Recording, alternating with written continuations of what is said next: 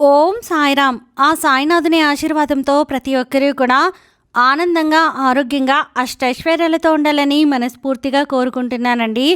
అనంతకోటి బ్రహ్మాండ నాయక రాజాధిరాజా యోగిరాజా పరబ్రహ్మ శ్రీ సచ్చిదానంద సద్గురు సాయినాథ్ మహారాజుకి జై. ఈరోజు బాబాగారు మన కోసం అందించిన సందేశం ఏంటి అంటే, తల్లి, నీకు ఒక శుభవార్త చెప్పబోతున్నాను. ఇప్పుడు నిద్రించబోతున్నావు కదా, ఒక్కసారి నీ సాయి తండ్రి మాట విను.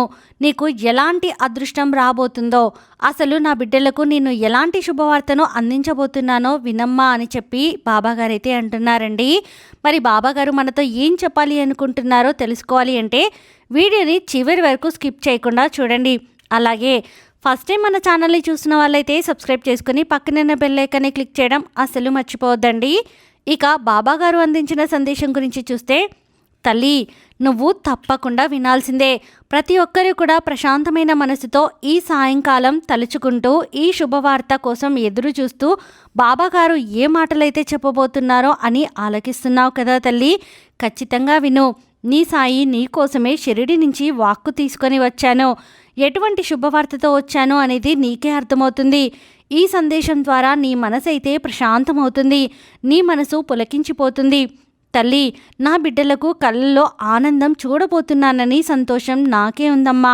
ఈ తండ్రి మాటలు విని నువ్వు ఆనందపడు. నీ బాబా తన బిడ్డల కోసం ఏ విధంగా చెప్పబోతున్నానో తెలుసుకోవాలని ఉందా? ఈ రాత్రికి ఇది నువ్వు విన్నావంటే ప్రశాంతమైన మనసుతో ఉంటుంది. నీ కళ్ళలో ఒక ఆనందకరమైన వార్తను కూడా చెబుతాను. నీ మనసులో ఉన్న సందేహాలన్నీ నేను తీరుస్తాను. నీ మదిలో ఉన్న ప్రశ్నలన్నిటికీ జవాబిస్తాను. ఈ సాయిబాబా చెప్పేది జాగ్రత్తగా విను. ఈ మాటలు కేవలం నీకోసం మాత్రమే తల్లి. నీకోసం అంటే నీకోసమే. ఈ రాత్రికి నువ్వు స్వప్నంలోకి నేను రాబోతున్నానమ్మా. నిర్లక్ష్యం మాత్రం చెయ్యకు తల్లి. తక్షణమే ఈ మాటలు విని ఆలకించు. నేను చెప్పే మాటల్లో అర్థం ఏంటో ఆలకించు. నువ్వు ఈ సాయి తండ్రి కోసం ఎక్కడెక్కడో వెతుకుతూ ఉన్నావు కదా తల్లి. అలా నువ్వు ఎప్పుడైతే నీ తండ్రి కోసం వెతకడం మొదలు పెట్టావో ఆ క్షణమే ఈ సాయి నీ తప్పులన్నీ నేను మన్నించేశాను. నీ తప్పులన్నీ మన్నించాను తల్లి. నేనేం తప్పు చేశాను బాబా అని నీ మనసులో ఉండొచ్చు. నువ్వు ఇప్పుడు ఆ ప్రశ్నని మదిలో మెదులుతూ ఉండొచ్చు. కాస్త జాగ్రత్తగా ఆలోచించు. నీకే తెలుస్తుంది, నీకే అర్థమవుతుంది. ఏం చేశావు, ఎందుకు బాబా ఇలా చెబుతున్నారు అని నువ్వు ఒక రోజున నా దగ్గరకు వచ్చి క్షమాపణ కూడా కోరావమ్మా. మర్చిపోయావా? ఖచ్చితంగా నీకు ఇప్పుడు గుర్తొస్తుంది. అప్పుడే నేను ఆ తప్పుని మన్నించేశానులే. నువ్వు కంగారు పడి ఆందోళన పడకు. నేను దానిని గుర్తు చేస్తున్నాను అంతే. ఇప్పుడు జరిగిన దాని గురించి నువ్వు ఆలోచించాల్సిన అవసరం ఎంత మాత్రమూ లేదు. పూర్తిగా ఆ విషయాన్ని మర్చిపో. అంతా నేను చూసుకుంటాను కదా. నీకు నువ్వు చేయవలసింది, నువ్వు ఎక్కడెక్కడో వెతికి వెతికి అలసిపోయావు. కానీ నీకు ఒక విషయం చెప్పనా? జాగ్రత్తగా వినమ్మా. నీకు ఎప్పుడూ కూడా నేను నీతో ఉన్నాను అనే ఒక భరోసా నీకు ఉండాలి. ఆ భరోసా నేను ఎప్పుడూ ఇస్తాను. కానీ నువ్వే నీ కష్టాల వల్ల, నీ సమస్యల వల్ల నువ్వు పెడచెవిన పెడుతున్నావు. నీ ఇంట్లో పటంగానైనా విగ్రహంగానైనా నేను ఉన్నప్పుడు నువ్వు నన్ను నమ్మావు కదా. నన్ను నమ్మే కదా పూజించడం మొదలుపెట్టావు. అందుకే నేను నీ కోసం ఇప్పుడు వచ్చాను. నీ చెయ్యి పట్టుకొని ముందుకు నడిపిస్తున్నాను. ఆ విషయం నీకు తెలియక నా కోసం వెతుకుతూ ఉన్నావు తల్లి. నేను నీ కోసం నీ ఇంట్లో కొలువై తీరున్నాను. ఒక్కసారి నీ మనసుతో చూడు. నీ మనసుతో ఒక్కసారి చూస్తే నేను నీ కళ్ళ ముందే ఉంటాను. నా బిడ్డలకి ఎప్పుడూ అండగా ఉంటాను. నువ్వు నన్ను పూజించేది, నన్ను పిలిచేది అవన్నీ నేను ఎదురుగానే చూస్తున్నానుగా. ప్రతి ఒక్కటి నేను గమనిస్తున్నాను. అవును తల్లి, నీ తండ్రి చెప్పినట్లు ప్రశాంతమైన మనసుతో ఒక్కసారి నన్ను నువ్వు ఆలకించి చూస్తే నేను కనపడతాను. నా దర్శన భాగ్యం నీకు కలుగుతుంది. చూడమ్మా, నేను ప్రతి చోట ప్రతిరోజు కూడా నీకు కాపలాగా ఉంటున్నాను. నేను ఎప్పుడూ కాపాడుకుంటూ ఉన్నాను. ఈ తండ్రి తన బిడ్డల్ని కాపాడుకోవడమే పనిగా పెట్టుకున్నప్పుడు నువ్వు దేని గురించి దిగులు పడుతున్నావు? నా కనుసైగల నుంచే నువ్వు ఎక్కడికి తప్పించుకోపోలేవు. నేను నీదైనా ఏదో ఒక క్షణంలో నిన్ను విడిచి వెళ్తానేమో అని నీ భయం. కానీ తండ్రి వెళ్ళడు, తల్లి వెళ్ళనంటే వెళ్ళను. నా బిడ్డల్ని ఎప్పుడూ కూడా నీడలాగే వెంట తిరుగుతూనే ఉంటాను. నేను మళ్ళీ చెబుతున్నాను వినమ్మా, నీ వెంట తిరిగే ఆ నీడనే ఏదో ఒక సమయంలో నేను విడిచి వెళ్తుంది. కానీ ఈ సాయి తండ్రి మాత్రం ఎప్పుడూ కూడా వెళ్ళడమ్మా, నీతోనే ఉంటాడు. నువ్వు దేని గురించి కూడా భయపడాల్సిన అవసరం లేదు. దేని గురించి కంగారు పడద్దు. ఎల్లవేళలా నేను కాపాడుకుంటూ ఉంటానుగా, ఎప్పుడూ నీకు రక్షణగా ఉంటానుగా. నువ్వు ఒక విషయం గురించి ఎక్కువ బాధపడుతున్నావు కదా తల్లి. నీ చుట్టూ ఉన్నవారంతా నిన్ను అవమానిస్తున్నారని, బాధ పెడుతున్నారని కన్నీరు పెట్టుకుంటున్నావు. అవును కదా తల్లి. అలాంటి సమయంలో కూడా ఎవరో కాపాడుతున్నారనే ఒక ఆలాపన నీకు గుర్తొచ్చింది. అలాంటి సందర్భంలో ఇది కళ లేక నిజమా అనేది తెలియక చాలా ఆందోళనలో పడిపోయి ఉన్నావు. ఏమీ అర్థం కాకుండా ఉన్నావు. అదంతా నిజమే తల్లి, అదంతా అక్షరాల నిజం. నిన్ను నేను కంటికి రెప్పలా, రక్షణ కవచంలా కాపాడుకుంటున్నాను. ఇకపై కూడా అలాగే కాపాడుకుంటాను. నీవు తెలియక చేసిన తప్పులన్నీ క్షమిస్తాను. నీ జీవితమంతా నేను తోడుగా ఉంటాను. ఎందుకంటే నువ్వు నన్ను తండ్రిలా భావించావు కాబట్టి, ఈ తండ్రిని నమ్మావు కాబట్టి ధైర్యంగా ఉండు.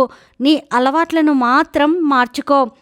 నీ అలవాట్ల వల్ల నీలో కొన్ని చెడు అనేది నీకు అలవాటైపోతుంది. నీ కర్మదోషాల నుంచి, నీ పాపాల నుంచి నిన్ను నేను దూరంగా తీసుకెళ్తాను. నీకు కావలసింది, నువ్వు ఆశపడేది నేను నీకు సరైన సమయంలో అందిస్తానమ్మా. ఇందులో ఎలాంటి అనుమానమూ లేదు. నేను అలాగే నీ కుటుంబాన్ని కాపాడే బాధ్యత కూడా నాదే. నేను నీ వెంట ఉంటూ నీకు ఒక దారి చూపిస్తూ ఉన్నాను కదా. నువ్వు దేని గురించి ఆందోళన చెందకు. నేను ఉన్నాను తల్లి, నేను ఉన్నాను. ఎల్లవెల్లలా నీ వెంటే ఉన్నాను. నేను ఎక్కడికి వెళ్ళను. నువ్వు ఎప్పుడూ కూడా ఒక కష్టం, ఒక సమస్య వచ్చింది, ఏం చెయ్యాలి, అయ్యో బాబా నేను నీకు పోయిన వారం పూజ చేయలేదే, నాకు అందువల్లే ఈ కష్టం వచ్చిందా, ఇలా ఎప్పుడూ కూడా నీ మనసుని చెడు ఆలోచనలకి, నెగటివ్ ఆలోచనలకు గురి చేయకు. నువ్వు నన్ను భక్తితో పిలిస్తే చాలమ్మా. నేను నా పూజ చేయలేదు, అందుకు నేను శిక్షిస్తానని ఎలా అనుకున్నావు? అలా ఏమీ కాదు తల్లి, అలా ఎప్పుడూ కూడా అనుకోవద్దు. నువ్వు భక్తితో బాబా అని పిలిస్తే చాలు, నేను సప్త సముద్రాల నుంచి కూడా నీ దగ్గర, నీ ముందు వాలిపోతాను. అలాంటిది నువ్వు పిలిచినా పిలవకపోయినా నేను ఎప్పుడూ కూడా నీ దగ్గరే ఉంటాను అన్నది నిజం. ఏ సమయంలో నీకు ఏది అవసరమో ఆ సమయంలో అది నీకు అందిస్తాను తల్లి. ఒక విషయం గుర్తుంచుకో, నాకు నువ్వు ఏం చెయ్యాలి అనేది, సమస్యల్లో ఉన్నప్పుడు ఏం చెయ్యాలి అనేది ఒక చిన్న టెక్నిక్ నేర్పిస్తాను నీకు. నా శతనామావళి ఉంది కదా, సాయి శతనామావళి, ఆ సాయి శతనామావళి ఒక్కసారి చదువు తల్లి. నీ యొక్క సమస్య వెంటనే ఒక కొలిక్కి వచ్చేస్తుంది. ఇది చేయూత బిడ్డ. ఖచ్చితంగా నీ జీవితంలో ఒక అద్భుత మార్పే చూస్తావు. క్షణాలలో మార్పు చూస్తావు. ఎందుకు చెబుతున్నాను అంటే, నా యొక్క అష్టోత్తర శతనామావళి నీకు శ్రీరామరక్షగా ఉంటుంది. బాబా అని పిలిస్తే నేను పలుకుతాను, కానీ శతనామాలు ఎందుకు చదవమంటున్నాను? నీ మనసుకి ఒక ఊరట ఉంటుంది అని, నా బాబాని నేను ఇంత గాఢంగా పిలిచాను అనే ఒక ఊరట, ధైర్యం నీకు వస్తుంది. ఆ ధైర్యమే నిన్ను కాపాడుతుంది. ఈ సాయి ఆ రూపంలో వచ్చి నిన్ను కాపాడుతుందమ్మా. నీ ఆపద సమయంలో పిలిచేంత వరకు నేను ఎప్పుడూ వేచి చూడను. నీ కష్టానికి ముందే నేను నిలబడతాను తల్లి, నీ కష్టానికి ముందే నిలబడతాను. నేను చుట్టుముట్టిన సమస్యలను నేను తరిమేస్తాను కదా, వాటి గురించి నీవెందుకు దిగులు పడడం? ఇలా ఎప్పుడూ కూడా నిన్ను నేను కాపాడుకుంటూ ఉంటాను, అనుక్షణం కాపాడతాను. కొన్ని సందర్భాల్లో మాత్రం జాగ్రత్తగా ఉండు తల్లి. నువ్వు నేను ఎలా కాపాడతానో అనేది నీకే అర్థమవుతుంది. నువ్వు ఒక చాలా దూర ప్రయాణం అనేది సిద్ధపడినప్పుడు, మేము క్షేమంగా వెళ్ళి, నా కుటుంబంతోటే క్షేమంగా వెళ్ళి రావాలి బావా అని నువ్వు వెళ్ళేటప్పుడు చెప్పుకుని వస్తావు కదా తల్లి. నేను నీకు దారిలో ఏదో ఒక రూపంలో కనిపిస్తానమ్మా. నీకు ఒక బోర్డు రూపంలోనో, ఇంకా ఎక్కడ నా బాబా నాతో వస్తున్నారని నీ మనసులో ఒక కదలిక చాలు. నేను నీకు ఒక ముందు వెళ్ళే బస్సు రూపంలోనో, బస్సు మీద నా యొక్క రూపం ద్వారానో చెప్పిస్తాను. వెళ్తూ ఉన్నా నువ్వు తలుచుకున్న క్షణంలోనే ఏదో ఒక షాప్ పైన నా యొక్క ఫోటో, నా పేరు, నా పాట ఏదైనా సరే నీకు ఒక సంకేతంగా నేను నీ దగ్గర ఉన్నానమ్మా అనే ఒక సంకేతం పంపిస్తాను తల్లి. ఖచ్చితంగా పంపిస్తాను. అది ఎవరి ద్వారా అయినా ఎలాగైనా ఎప్పుడైనా నువ్వు కొంచెం గమనిస్తే చాలు నీకే ధైర్యంగా ఆ క్షణం ఉంటుంది. ఆ సంకేతాల వలన నీకు రాబోయే చెడు మంచిగా మారుతుంది. నీకు ఏ భయమూ ఉండదు, ధైర్యంగా ఉంటుంది. కొన్నిసార్లు నీ కళ్ళలోకి కూడా నేను సూక్ష్మంగా వచ్చి కొన్ని సందేశాలను పంపిస్తూ ఉంటాను. అవును తల్లి, వాటిని కూడా నువ్వు అవన్నీ వాస్తవమే. ఇక నీ మనసులో ఉన్న దిగులు మాత్రం పక్కన పెట్టేయి. నీ మనసులో ఉన్న బాధ మాత్రం దూరం పెట్టేయి. వాటిని వదిలిపెట్టావంటే నువ్వు ప్రశాంతమైన జీవనం అనేది సాగించగలవు. నువ్వు సంతోషంగా ఎలా అయితే ఉండాలో అనుకుంటున్నావో అలాగే ఆలోచించు. నీ తండ్రి ఉన్నారమ్మా. నీకు ధైర్యానికి సంతోషానికి లోటు లేకుండా చేస్తాను.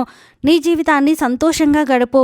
నీకు కావలసినవన్నీ కూడా చెప్పాల్సినవన్నీ నీ కళ్ళలోకి వచ్చి నేను చెప్తాను, స్వయంగా నేనే చెప్తాను తల్లి. ఏదో ఒక రూపంలో నీకు సందేశం ఇస్తూనే ఉంటాను. కొన్నిసార్లు నేను హెచ్చరిస్తుంటాను, మరికొన్నిసార్లు నేను శుభవార్తల్లో చెబుతూ ఉంటాను. నమ్మకంతో ఉండు తల్లి, నమ్మకంతో ఉండు. నీ ప్రార్థనలన్నీ నేను నెరవేరుస్తాను. మంచి కార్యాలను, మంచి విషయాలను ఇవన్నీ కూడా నీ జీవితంలో నేను జరిపిస్తాను. అవన్నీ నువ్వే తెలుసుకునేలా చేస్తాను.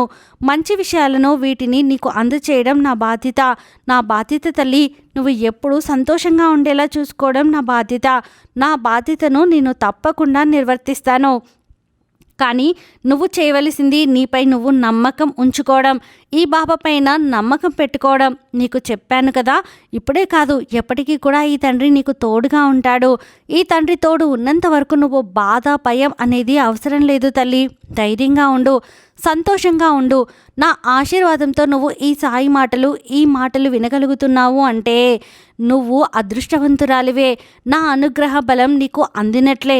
నువ్వు నా యొక్క మాటలు వినగలుగుతున్నావు, ఆచరించగలుగుతున్నావు అంటే నేను నీతోటే ఉన్నట్టే. నా ఆజ్ఞ లేనిదే ఏది కూడా నీకు కంటపడదు. నీకు కావలసింది, నీకు ఎప్పుడు ఏది అవసరం అవుతుందో ఆ అవసరాలన్నీ కూడా నేను ముందుగానే అందజేస్తానమ్మా. అది డబ్బు కావచ్చు, లేదా అవకాశాలు కావచ్చు, ఉద్యోగం కావచ్చు, ఓదార్పు కావచ్చు, మంచి జీవితం కావచ్చు. ఏదైనా సరే నీకు ఏది అవసరమో అది మాత్రం నేను తప్పకుండా అందిస్తాను. అది నీ మనసు సంతోషపెట్టేదిలా ఉంటుంది. తప్పకుండా నీకు మంచి జీవితం అనేది నేను రాస్తాను తల్లి. నిశ్చింతగా ఉండు అని బాబాగారైతే అంటున్నారండి. ఈ వీడియో మీకు నచ్చితే ప్లీజ్ లైక్ చేయండి. మరికొంతమంది సాయి భక్తులకు వీడియోని షేర్ చేయండి. ఫస్ట్ టైం ఛానల్ని చూసిన వారు సబ్స్క్రైబ్ చేసుకొని పక్కనే ఉన్న బెల్ ఐకాన్ని క్లిక్ చేయడం అసలు మర్చిపోవద్దండి. ఆ సాయినాథుని ఆశీర్వాదంతో ప్రతి ఒక్కరూ కూడా ఆనందంగా, ఆరోగ్యంగా, అష్టైశ్వర్యాలతో ఉండాలని మరొక్కసారి మనస్ఫూర్తిగా కోరుకుంటున్నాను. సర్వేజన సుఖినో భవంతు. ఓం సాయిరామ్.